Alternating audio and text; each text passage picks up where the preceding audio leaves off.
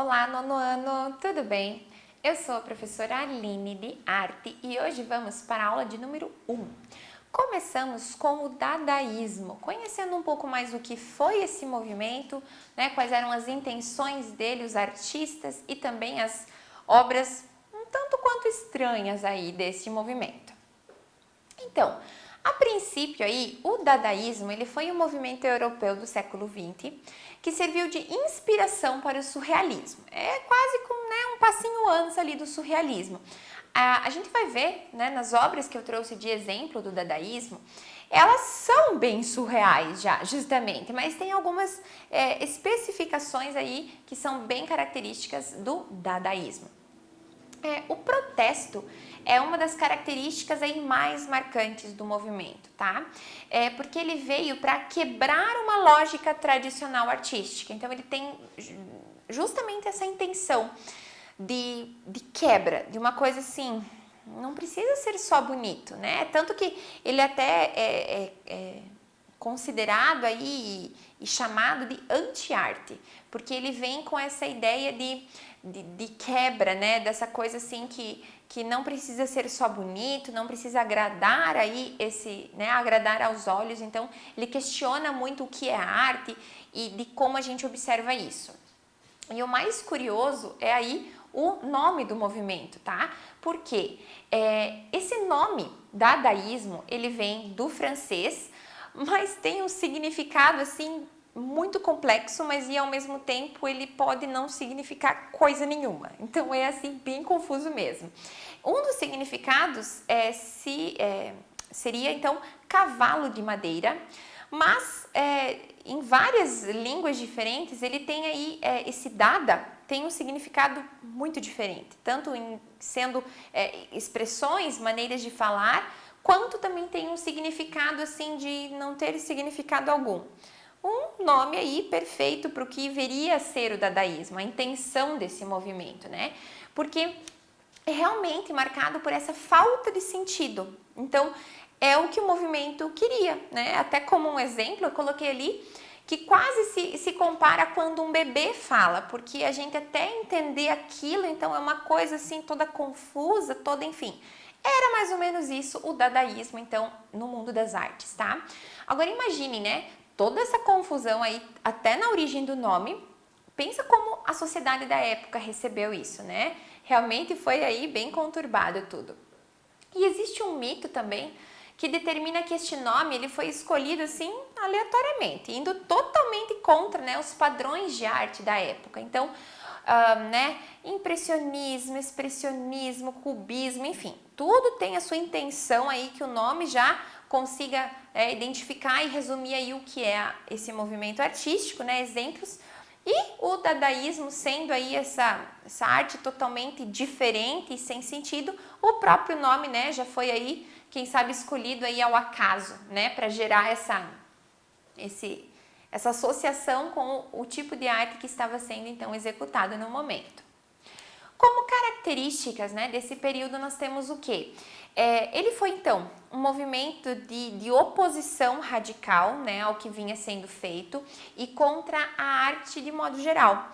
Assim ele foi contra então a organização, a lógica, né, esses valores estéticos então tradicionais.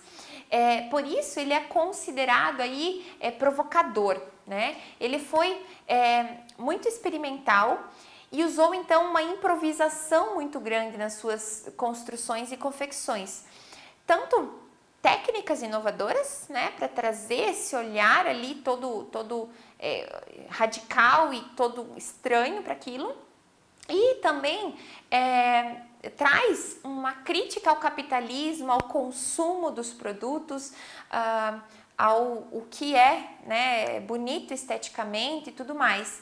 E defendeu também uma arte espontânea, com base então no nonsense, que seria o quê? A falta de sentido, né? Esse nonsense significa essa falta de sentido. Então é uma arte que não tem sentido algum, que vai aí direcionar então para o que viria a ser o surrealismo depois. Então dessa maneira surgiu essa atmosfera aí caótica, né? Essa arte do absurdo. eu trouxe um trecho de um poema escrito por um poeta chamado Tristan Tzara. E esse poema, ele é um poema dadaísta, que é assim uma receita dadaísta para se fazer um poema. Então já começa a confusão por aí. Mas você vai ver que no próprio poema, né, que é essa receita dadaísta, então já dá uma noção do quão confuso é esse movimento. Esse poeta, o Tristan Tzara, ele foi muito importante aí no período do dadaísmo, mais aí para o lado então literário. E o interessante é que o seu nome, tá, de nascença é Samuel Rosenstock.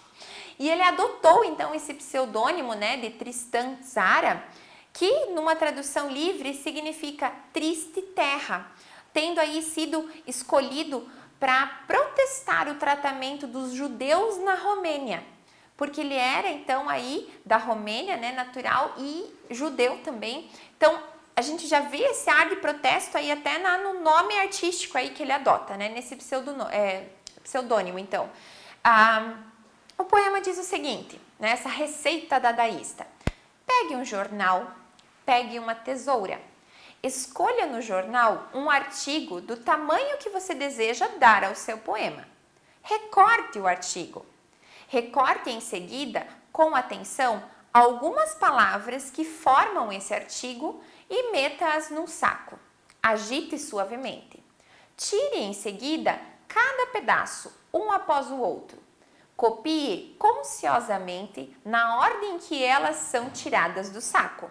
O poema se parecerá com você, e ei-lo um escritor infinitamente original e de uma sensibilidade grandiosa, ainda que incompreendido do público.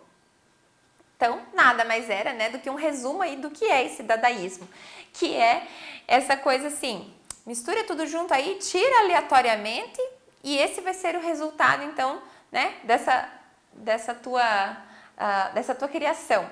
Tanto na literatura, né, a gente aparece isso, quanto na maneira artística também, essa espontaneidade maluca, assim, essa coisa bem fora da casinha, tá?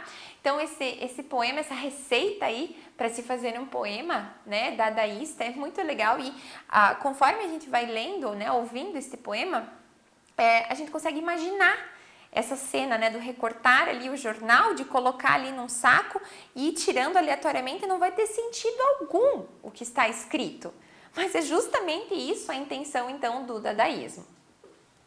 Como principais obras, então, nós temos a famosérrima Fonte, né, do Marcel Duchamp. O Duchamp, ele foi aí um dos principais, se não o principal, né, artista desse período. E ele inventou, então, o que viriam a ser os ready-mades, que é um tipo de arte pronta, onde essa, por exemplo, né, a fonte, ele encomendou, né, comprou o que seria um mictório, virou ali de ponta cabeça, assinou com o seu pseudônimo ali, R. Mint, e escreveu numa exposição de arte. Então, assim, ele não fez nada, ele não construiu aquilo, não esculpiu, enfim, ele pegou um objeto do cotidiano, trouxe para uma outra realidade e disse que isso era uma obra de arte. Então, assim, era realmente essa a intenção dele, e isso acabou virando aí um estilo, né, uma técnica de se usar, que é esse ready-made. Aqui também temos roda de bicicleta, também do Marcel Duchamp, e que ele utiliza uma roda de bicicleta, então, acoplada em um banquinho. Aí a gente percebe, né, ele tirou a funcionalidade dos dois objetos, porque você não consegue andar com aquela roda que seria da bicicleta e nem sentar no banquinho. Então, deixou uma coisa totalmente inútil, né? E é a intenção aí totalmente sem sentido, então, do dadaísmo. Aqui também temos o violino de Ingres. Essa é uma fotografia, tá, em preto e branco, que foi criada por um artista plástico americano chamado Man Ray, em 1924. O Man Ray também ele vai aí dominar essa área dadaísta da fotografia. Aqui temos também outra construção, então, composição, não sei até como chamar, né, do Man Ray, onde ele coloca, então, pregos, né, embaixo de um ferro de passar. O que nada mais inútil do que isso, né? Então eles tiram esses objetos cotidianos e tiram totalmente da realidade, até tornando-os absurdos, né? Dando um novo olhar para esse objeto assim do dia a dia. Aqui também temos de um outro artista chamado John Heldfield, que é Adolf, o super-homem, engole ouro e despeja lixo. Então, também aí a gente percebe sendo uma montagem ou um recorte, uma fotomontagem aí do Hitler. O dadaísmo, ele também está associado, então, a principalmente algumas técnicas, né? A colagem é muito utilizada pelos dadaístas, papel, recorte, jornal, tecido, cartões, enfim, tudo que se tem ali à disposição sobrepostos de uma forma, então, a criar uma nova identidade visual ali, um novo conceito. Às vezes, de uma forma bem maluca, mas cria, então, essa arte, então, através da colagem. E também muito utilizado os ready-mades, então, do Marcel Duchamp, que eu comentei anteriormente, onde ele desloca, então, um objeto, né, do seu contexto e leva para outro contexto, para gerar, assim, um estranhamento enorme. Um exemplo é a fonte, que eu mostrei também anteriormente, que era um mictório, então, que foi tirado ali do seu contexto original e exposto numa galeria de arte. De início, isso teve um choque muito grande, mas depois consolidado, então, como isso é um ready-made, e outros artistas foram, então, utilizando-se disso para criar essas artes aí totalmente sem sentidos. Quero sugerir para vocês, como uma atividade, então, para a gente fazer uma colagem dadaísta, né? Para isso você vai precisar ali de recortes diversos, revistas, jornais, folhetos, enfim, papel de presente, qualquer coisa que você tenha, tesoura, cola e folha branca. Então, pensando nisso, você vai, como tema, tá? Pensar numa crítica à sociedade atual. Enfim, o uso das tecnologias ou protestando algo contra algum tipo de violência, contra abuso, enfim, né? Qualquer tema que seja bem atual, tá? E você vai pensar nesse tema, mas vai utilizar de várias colagens para colocar, sei lá, fazer um cômodo, por exemplo, um quarto imensamente tecnológico, mas assim, absurdamente. Então, sei lá, que as paredes sejam celulares, enfim. Utiliza da colagem e dos recortes para dar esse tema, então, essa crítica a essa sociedade atual, mas também utilizando-se desse conceito dadaísta, que é aí essa confusão, essa arte sem sentido. Beleza? Fica aí a dica de atividade para vocês. Nos vemos na próxima. Até mais!